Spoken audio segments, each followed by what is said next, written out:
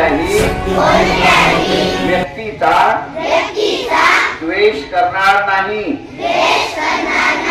मी लोकांमध्ये एकता बंधुभाव वाढविण्यासाठी प्रयत्न करेन।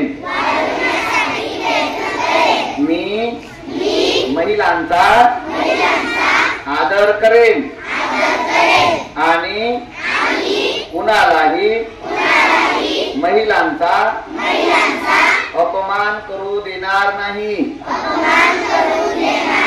मी वैज्ञानिक दृष्टिकोन आणि मानवतावाद यांचा प्रसार करेन। मी सार्वजनिक मालमत्तेचे रक्षण करेन व हिंसाचाराचा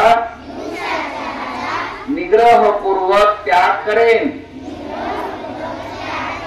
संविधानाचे पालन करणे हीच खरी देशशक्ती आहे